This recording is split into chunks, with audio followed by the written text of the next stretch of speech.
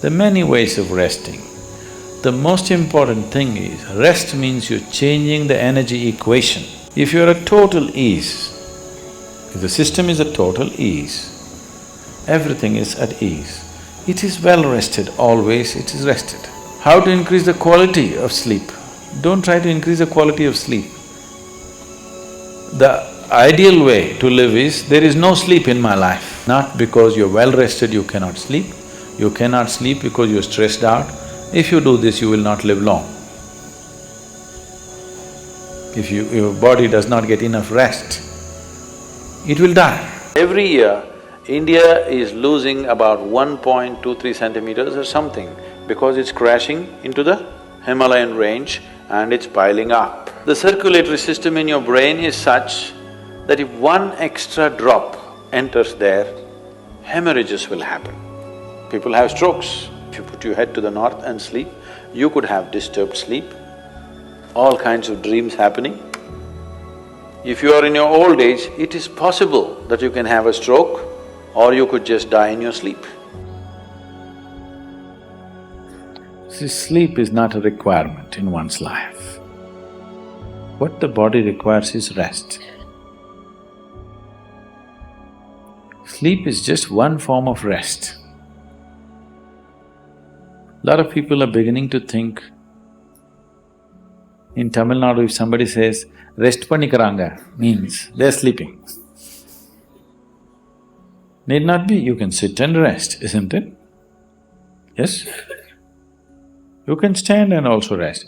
You're running, if you stand, doesn't it feel like rest? You're standing, if you sit down, doesn't it feel like rest? There are many ways of resting. The most important thing is, rest means you're changing the energy equation where consumption is lowered, production is going on at the same pace.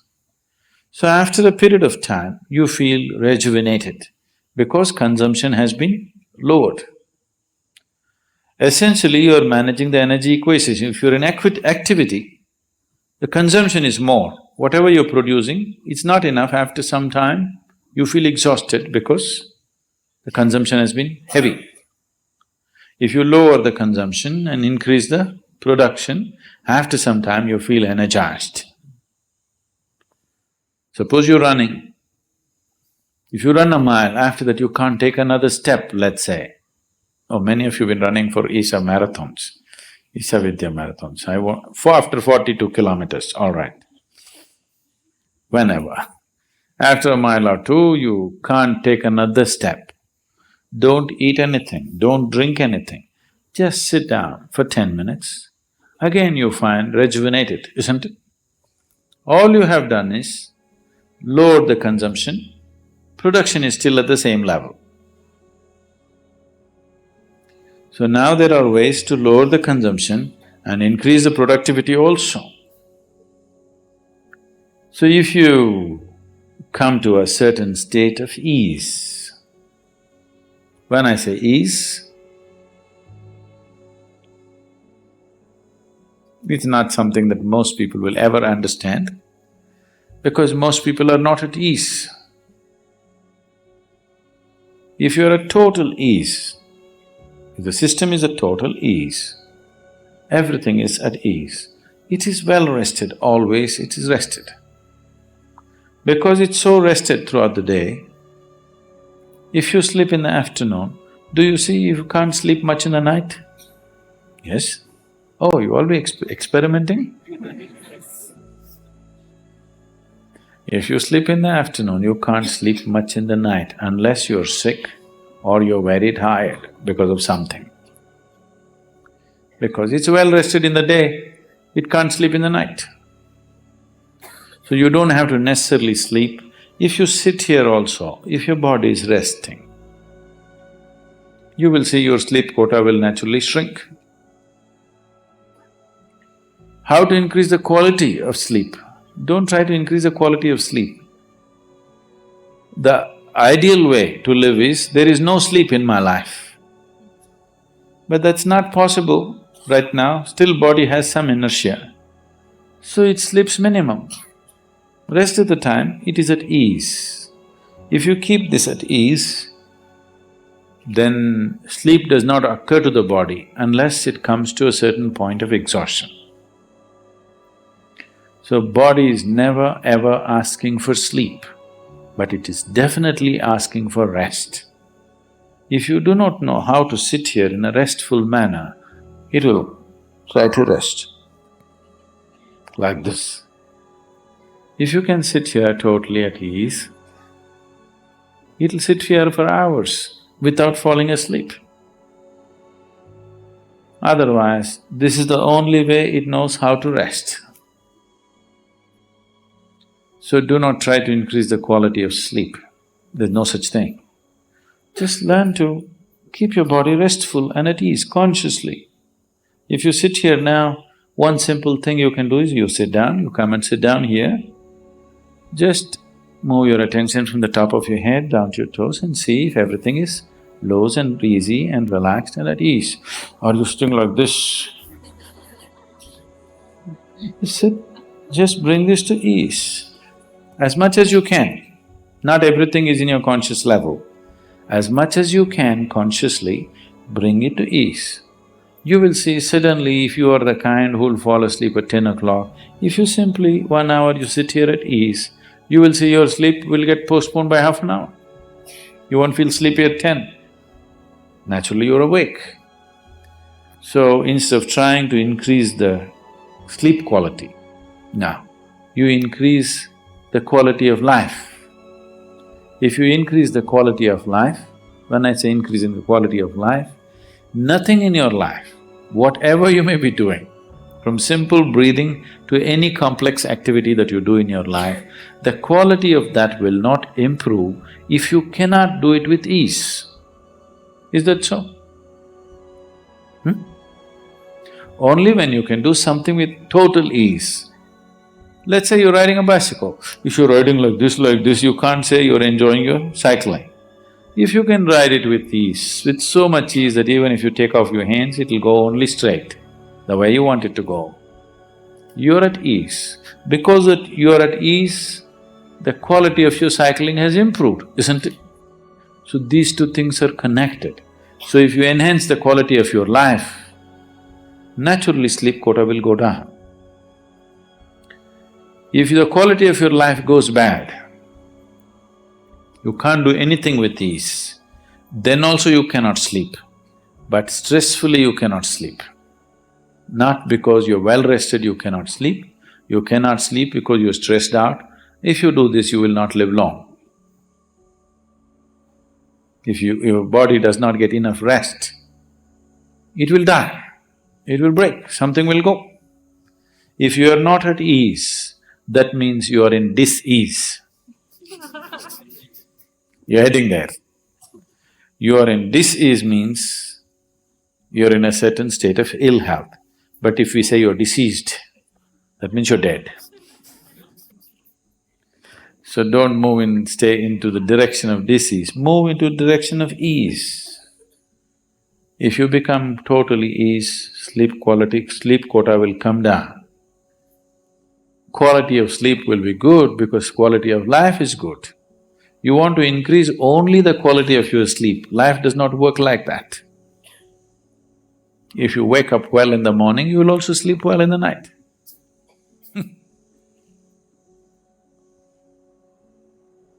There's a whole lot of systems. To give this to people, in the Eastern cultures, in India particularly, all the systems are built into one's life. Of course, they're throwing it away because they all became modern. Modern means to be distressed, constantly in tension, agitated, worked up about everything, that means you're really modern. Otherwise, traditionally, all these things were built in. From morning when you wake up till you go to sleep, what you should do, how you should handle yourself, all these things were fixed. Till the beginning of this generation, everybody was aware, suddenly they all became English educated and they become modern and tense. Otherwise, this was called achara vichara, what to do, what not to do. Everything is built from morning to night, all aspects of life, how to do it. If you do it like that, so that you can do everything with ease, as much ease as possible. So those who are not able to dedicate their life to yoga and spiritual process, for them it was built into natural culture. At least this much ease you know, so that you wake up happily and go to sleep and sleep well.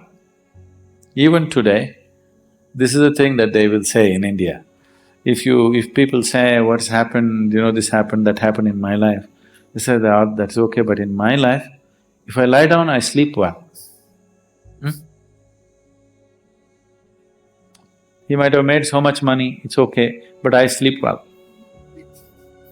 You see, hear this, people say this part of the cultural expression. I sleep well means I'm living well. Only because I live well, I can sleep well. If I'm not living well, I cannot sleep well. So do not try to improve the quality of your sleep, improve the quality of your life, then you will naturally sleep well also.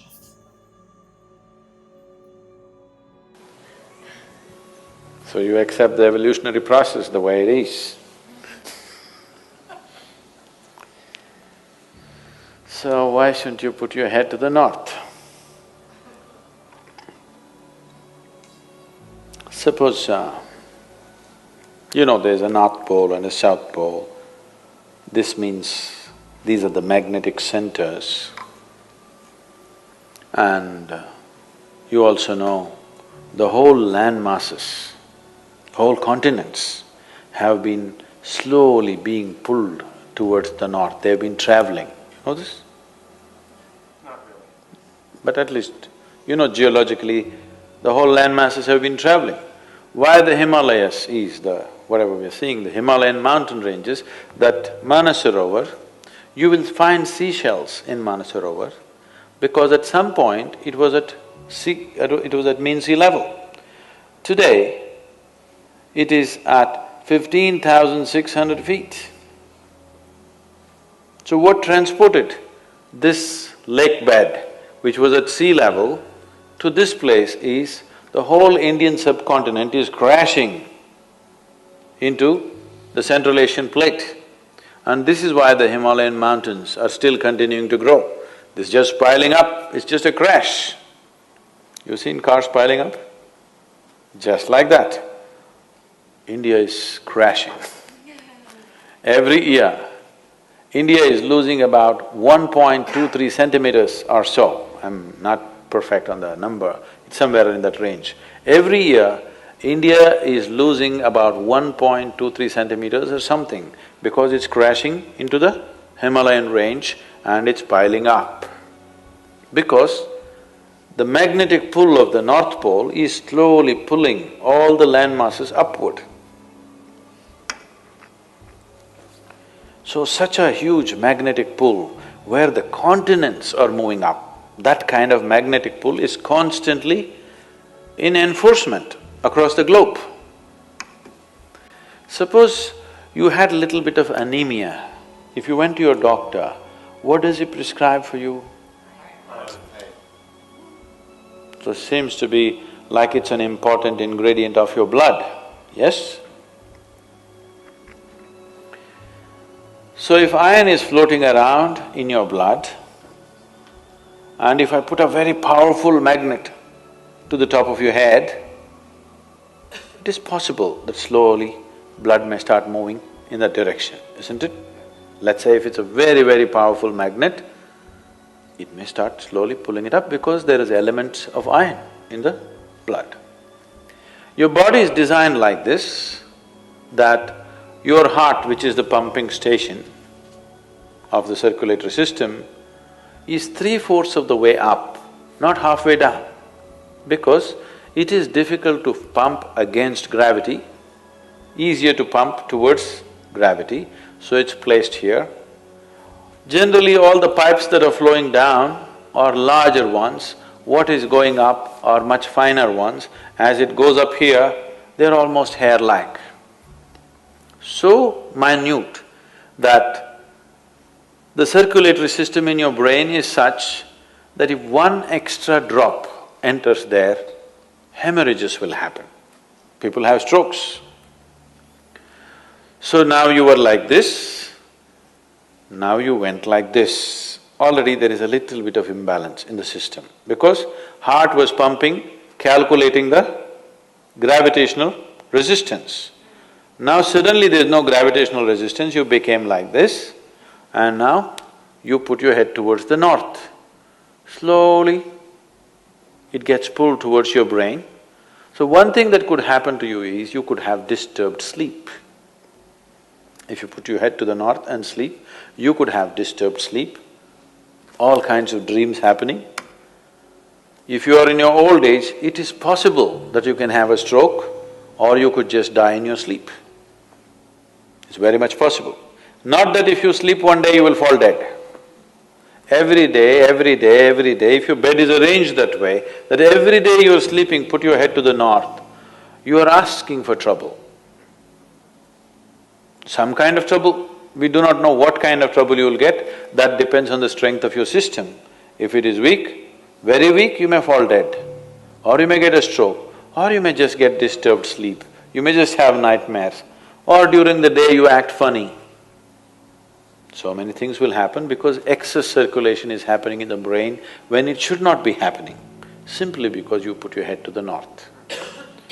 So in case you go to South America, then you should not put your head to the south.